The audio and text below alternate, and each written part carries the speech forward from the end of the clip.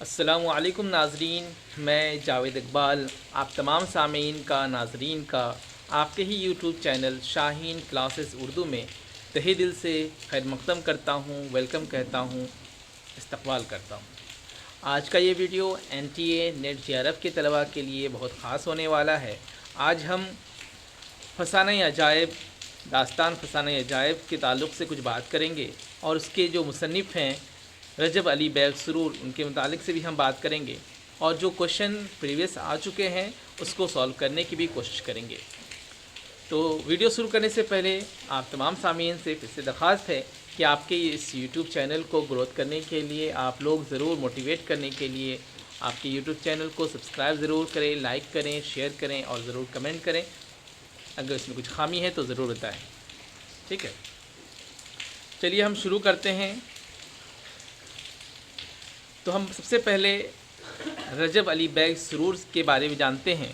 ان کی پیدائش لکھنؤ میں ہوئی 1787، یعنی کہ 101 ہٹا دیجئے، 786 ہم جانتے ہیں بہت فیمس ہے، تو یہ 786 کر دیجئے گا تو یاد بھی رہے گا بہت اچھے سے۔ اور ان کی وفات جو ہوئی تھی بنارس میں ہوئی تھی 1869 میں۔ ہم جانتے ہیں 1869 میں اور ایک بہت بڑے مصنف اور شاعر غالب کا بھی انتقال ہوا تھا دہلی میں، اور ہم جانتے ہیں کہ رجب علی بیگ سرور ایک بہت پائے کے اور بہت اعلیٰ درجے کے مصنف ہیں، اور ان کو اودھ کے ولی غازی الدین حیدر نے قتل کے الزام میں لکھنؤ سے جلا وطن کیا تھا، ہٹا دیا تھا، بھگا دیا تھا، لیکن نصر الدین نے اس کے قصور کو معاف کر کے ان کو واپس اپنے لکھنؤ میں بلایا تھا، ان کو مدعو کیا تھا۔ واجد علی کے زمانے میں ان کو 50 روپے ماہانہ اپنے مجلس میں، اپنے شعراء میں ان کو شامل کیا تھا واجد علی شاہ نے۔ یہ تو ہو گیا ہم نے in short Recep Ali bag سرور کے بارے میں ہم نے جانا، اور اب ہم جانیں گے ان کی تصنیف فسانہ عجائب کے تعلق سے، جس کے متعلق سوال آنے والا ہے۔ تو فسانہ عجائب رجب علی بیگ کی بہت شاہکار تصنیف ہے، اور یہ ان کی ہی نہیں، یہ شمالی ہند کی پہلی تبازات یہ داستان ہے، پہلی تبازات داستان ہے، ان کی ہی نہیں، یہ اردو ادب کی ہی، ٹھیک ہے، خاص طور پہ شمالی ہند کی۔ لکھنوی تہذیب کی اس میں نمائندگی بھی کی گئی ہے، اس کو دکھایا گیا ہے، عکاسی کی گئی ہے کہاں کی تہذیب، لکھنؤ کی تہذیب کو۔ اور حکیم اسد علی کی فرمائش پر ان کو 1824 کو 1824 کو ان کو تصنیف کی گئی تھی اس داستان کو۔ اور اس داستان کو لکھنے کا اور ایک مقصد تھا ان کا کہ میر امن دہلوی کی باغ و بہار کا جواب دیا جائے، اس کے ٹکر میں، اس کے مقابلے میں اس کو لکھا گیا تھا، کیونکہ میر امن دہلوی نے جن کی تصنیف باغ و بہار ہے اس میں دہلی کی معاشرت کو اس بہت اعلیٰ اور افضل بتایا گیا تھا، تو اس کے جواب میں انہوں نے لکھنوی تہذیب کو بہت زیادہ اعلیٰ اور ارفع بتانے کی کوشش کی ہے انہوں نے۔ اب ہم کہانی کے جو کردار ہیں، مین کردار ہیں، ان شارٹ ہم اس کو جاننے کی کوشش کریں گے۔ فیروز بخت، ٹھیک ہے، ملک ختن پر حکومت کرتا تھا۔ فیروز بخت کہا ملک ختن، یاد رکھیے گا، ملک ختن پر حکومت کرتا تھا، اور 60 برس کا ہو گیا لیکن ان کے گھر میں کوئی بچہ نہیں ہوا تھا۔ بہت منت سماجت کے بعد ایک بچہ پیدا ہوتا ہے جس کا نام کیا رکھا جاتا ہے؟ جان عالم۔ کیا نام رکھا جاتا ہے؟ آپ بار بار اس کا آپ کو یاد ہو جائے گا، جان عالم۔ اور نجومی نے آتے وقت ایک ان کی پیشن گوئی کی کہ آپ کا بچہ 14 سال کی عمر میں تک تو گھر میں رہے گا، لیکن 15 سال میں یہ جلا وطن ہو جائے گا، یہ گھر چھوڑ دے گا، یہ اپنا بھٹکتا پھرے گا۔ اور 14 سال کی عمر میں ہی ان کی شادی ماہ طلعت سے ہو جاتی ہے۔ کس سے ہو جاتی ہے؟ ماہ طلعت سے ان کی شادی ہو جاتی ہے۔ اور 15 سال کی عمر میں جب یہ پہنچتے ہیں تو یہ ایک طوطا خرید لاتے ہیں جس کی قیمت 1 لاکھ ہوتی ہے۔ وہ طوطا بولتا بھی ہے، اور ایک حسین اور خوبصورت دوشیزہ کی اس کے سامنے تعریف کرتا ہے، اس کی حسن اور اس کی اچھائیوں کے بارے میں ان کو ذکر کرتا ہے، جس کو سن کر جان عالم فریفتہ ہو جاتا ہے، دیوانہ ہو جاتا ہے، اور سارے آشائشوں کو چھوڑ دیتا ہے۔ اور फिर क्या होगा کہ وہ کہتا ہے، اور اس لڑکی کا نام ہوتا ہے انجمن آرا، انجم، لاسٹ میں وہ طوطے سے کہتا ہے کہ تم کو اس تک رسائی کی ذمہ داری تمہاری ہے، تم مجھے وہاں تک لے چلو گے. اور پھر طوطا بہت کہتا ہے کہ اس کی میں نے غلط کیا کہ آپ کو بتا دیا، میرا ایک قصور کیا تھا کہ آپ اتنا بڑا قدم اٹھا رہے ہیں، لیکن کہتا ہے کہ نہیں، مجھے وہاں تک جانا ہی ہے. تو پھر وہ طوطے کو اپنے ساتھ لے کر کے اور وزیر زادے کو اپنے ساتھ لے کر یہ تینوں جاتے ہیں. راستے میں طوطا کہیں اڑ جاتا ہے، راستہ بھٹک جاتا ہے، اور اس کا جو وزیر زادہ ہے وہ بھی راستہ بھٹک جاتا ہے، اور یہ کہیں وہیں جنگلوں میں پھرتا رہتا ہے. اور ایک تلسم میں وہ قید ہو جاتا ہے، جس کو انجمن آرا ہی اس کو وہاں سے نکالتی ہے. اور راستے میں اس کو مہر نگار سے ملاقات ہوتی ہے. وہ مہر نگار سے ان کی ملاقات ہوتی ہے، وہ بھی اس کی بہت زیادہ مدد کرتی ہے، اور اس کا بھی بہت بڑا کردار ہے مہر نگار کا. اور پھر انجمن آرا پھر اس طلسم سے نکال کر اس کو اپنے بادشاہ، اپنے باپ کے پاس لے جاتی ہے. ان کے والد صاحب، انجمن کے والد صاحب انجمن آرا کے والد صاحب اس کی نکاح کر دیتے ہیں. راستے میں لوٹتے وقت مہر نگار سے ملاقات ہوتی ہے، مہر نگار سے بھی ان کی شادی ہو جاتی ہے. اور پھر وہ اپنے وزیر زادے کو ایک جادو سکھاتے ہیں، جس میں کہ روح کے منتقل ہونے کا راز چھپا رہتا ہے.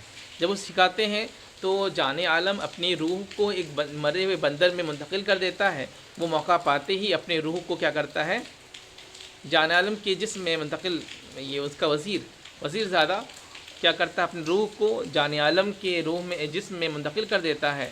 اور پھر اپنا وہ حکومت کرنے لگتا ہے. کچھ دنوں بعد جان عالم کی جو روح ہے وہ بندر سے ایک طوطے میں منتقل ہوتی ہے، اور طوطے سے پھر وہ اپنے جسم میں آتی ہے. اور پھر وہ جو وزیر زادہ تھا اس کو بہت سزا ملتی ہے. یہ تو ایک ہوا ان شارٹ کہانی کا، جو کہ بہت اچھا بھی ہے، آپ کے سمجھنے میں بہت آسانی ہوگی. اس سلسلے سے جو بھی کوشچن آئے گا آپ ضرور بآسانی کر سکیں گے. اب ہم بلا تاخیر شروع کرتے ہیں. پھر سے آپ سے درخواست کریں گے کہ آپ لوگ ضرور آپ کے ہی یوٹیوب چینل کو سبسکرائب کریں، لائک کریں، شیئر کریں، کمنٹ کریں، تاکہ مجھے پتہ چلے کہ اس میں خامی کہاں ہے. رجب علی بیگ سرور اور ان کی تصانیف کے متعلق 137 میں پوچھا گیا ہے، مفتی مقفع مسجع عبارت کے نمونے کس کتاب میں ملتے ہیں؟ مقفع مسجع تو ہم جانتے ہیں، فسانہ عجائب، باغ و بہار، غبار خاطر، نیرنگ خیال. تو اس کا کیا ہو جائے گا؟ ایک فسانہ عجائب. آگے دیکھتے ہیں، فسانہ عجائب کس کی تصنیف ہے؟ ہم اسی کی تصنیف پڑھ رہے ہیں. رجب بیگ علی سرور کی ہے، نہ ششار کی ہے، نہ پریم چند کی ہے، نہ امن کی ہے. یہ کس کی ہے؟ تو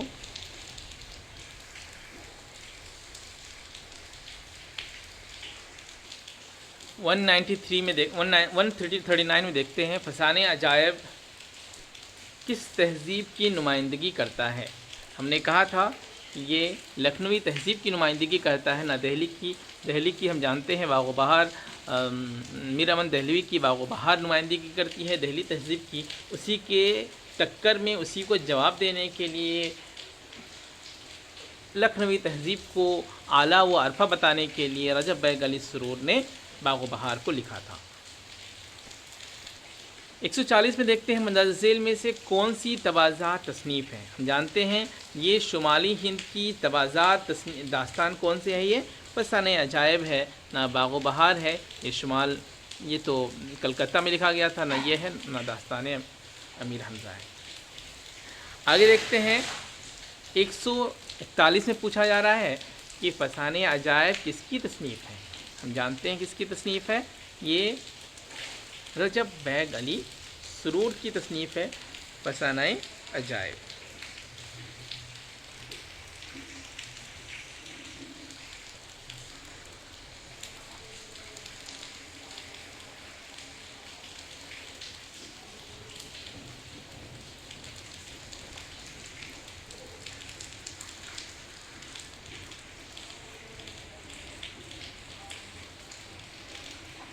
पूछा जा रहा है 143 में, ज़ेल में तवाज़ात दास्तानों में किसका शुमार होता है? तवाज़ात दास्तान है, तो तवाज़ात दास्तान हम जानते हैं कौन है, फसानाए अजायब तवाज़ात दास्तान है ये। नंबर 143 में है, माह तलत किस दास्तान का किरदार है? तो माह तलत ये बाग़ बहार का नहीं है, ना आराइश महफिल है, फसाने अजायब का है, दानी केतकी का भी नहीं है। ओके, 144 में देखते हैं कि इनमें तवाज़ात दास्तान कौन सी है। बार बार ये क्वेश्चन पूछा गया है तो बहुत ज़रूरी है, याद होना चाहिए। तो ये कौन सा है? फसाने अजायब है, ना सबरस है, ना बाग़ बहार है, ना लिफ लैला है। क्वेश्चन नंबर 145 में है, इनमें तवाज़ात दास्तान कौन सी है? फिर से बाग़ बहार नहीं है, फसाने अजायब है। फसाने अजायब किस शहर की तहज़ीब मिलती है? इसमें कौन सी किस शहर की तहज़ीब मिलती है? लखनऊ की। और दिल्ली की तहज़ीब किस दास्तान में मिलती है? तो बाग़ बहार मीर अमन दहलवी की।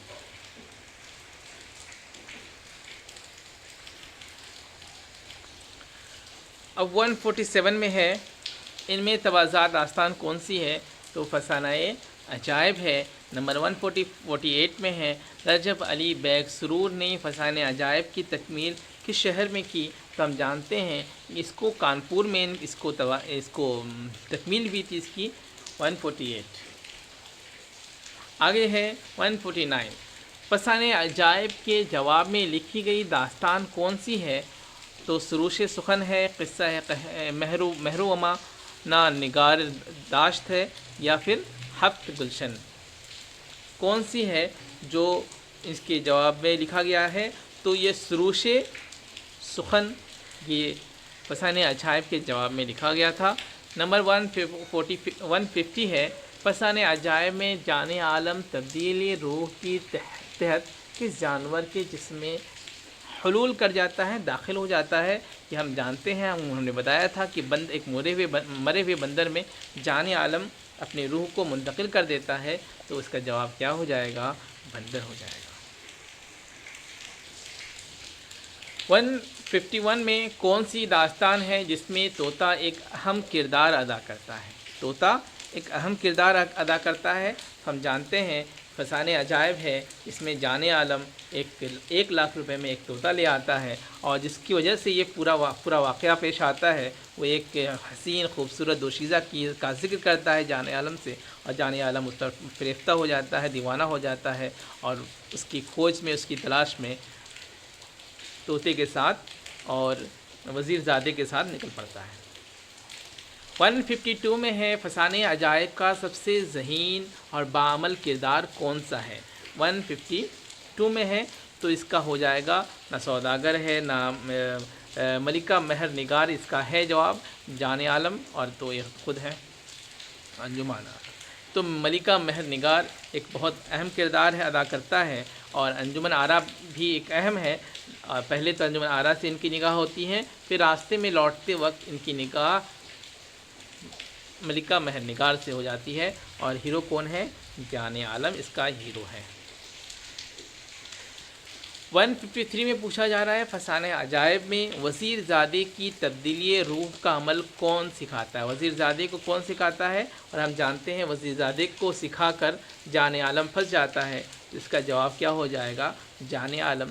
जाने आलम वज़ीरज़ादे को तब्दीली रूह का वो नुस्खा बयान कर देता है, बता देता है, सिखा देता है, जिसकी वजह से ये पूरा इसको बहुत ज़्यादा परेशानी और दिक्कत और समस्या का झेलना पड़ता है उसको। क्वेश्चन नंबर 154 में है, ज़ेल में फिर से मैं आप तमाम सामीन से दरख्वास्त करूँगा कि आपके ही YouTube channel Shaheen Urdu classes को ज़रूर सब्सक्राइब करें और लाइक और शेयर करें। आपके जो भी दोस्त अहबाब जो तैयारी कर रहे हैं उनको भी दें, क्योंकि इसमें बहुत सारे ऐसे क्वेश्चन हैं जो रिपीट होते रहते हैं, तो आपको बहुत ज़रूरी वो हेल्पफुल होंगे। ठीक है। 154 में ज़ेल में किस दास्तान में बंदर को तकरीर करते हुए देखा गया है? तो बंदर फसाने अजायब में ही वो तकरीर करता हुआ नज़र आता है। 155 में क्वेश्चन पूछा जा रहा है, इनमें कौन सी तसनीफ़ رجب علی بیگ سرور کی نہیں ہے۔ 155 میں پوچھا جا رہا ہے، تو فسانہ عجائب ہم جانتے ہیں، مذہب عشق اس کی نہیں ہے، اور سرار عشق ان کی ہے، شگوفہ محبت انہی کی ہے، مذہب عشق نعیم کر کے کچھ نام ہے ان کی ہے یہ، تو یہ ان کا جواب ہو جائے گا بی۔ 156 میں بولا جا رہا ہے درج ذیل میں سے کون سا کردار فسانہ عجائب کا نہیں ہے؟ شہزادہ جان عالم، تو یہ تو ان کا ہیرو ہے، ملکہ مہر نگار ایک اہم کردار ہے اس میں، اور انجمن آرا جس کا ذکر طوطا کرتا ہے، یہ تینوں تو ہے، لیکن محمودہ یہ اس کا کردار نہیں ہے۔ یہ ایک پیراگراف ہے، اس کو چھوڑ دیتے ہیں۔ آگے پوچھا جا رہا ہے کہ فسانہ عجائب میں وزیر زادے کو تبدیلی روح کا عمل کون سکھاتا ہے؟ یہ کون سکھاتا ہے؟ یہ جان عالم سکھاتا ہے وزیر زادے کو۔ نمبر 160،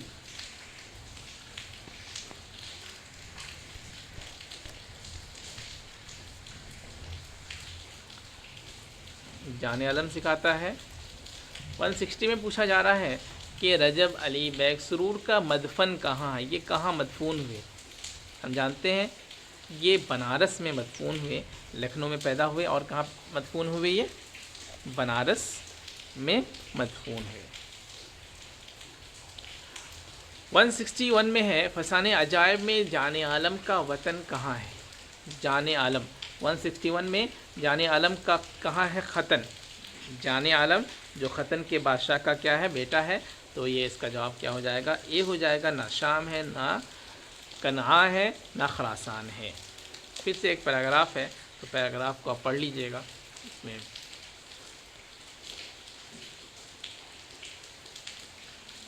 پھر سے پوچھا جا رہا ہے کہ 163 میں کہ فسانہ عجائب میں شامیانے کے تلے مسند جواہر نگار پر کس کو بٹھایا جاتا ہے؟ 163 میں یہ جان عالم کو ہی بٹھایا جاتا ہے۔ 164 میں ہے مرزا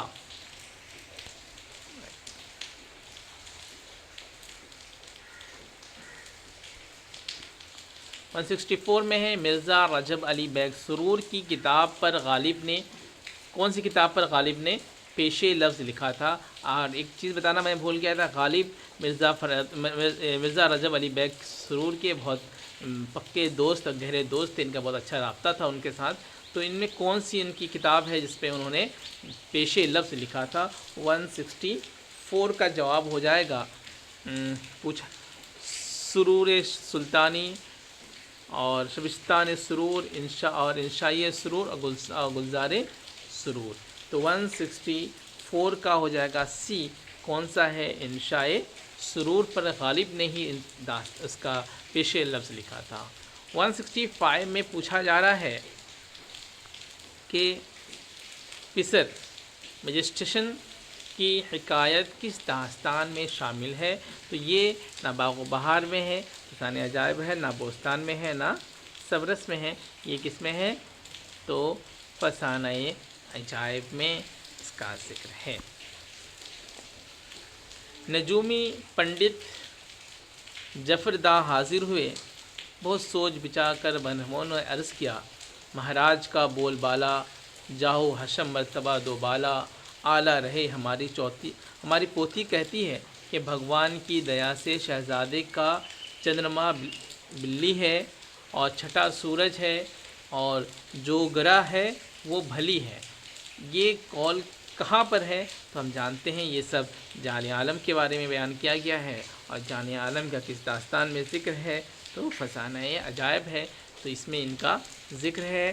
آخر میں آپ تمام سامعین سے پھر سے میری درخواست ہے کہ آپ لوگ آپ کے ہی یوٹیوب چینل شاہین کلاسز کو ضرور سبسکرائب کریں، لائک کریں اور شیئر کریں، تاکہ میں موٹیویٹ ہوں اور آپ کے لیے زیادہ سے زیادہ اس طرح کی ویڈیو بنا سکوں۔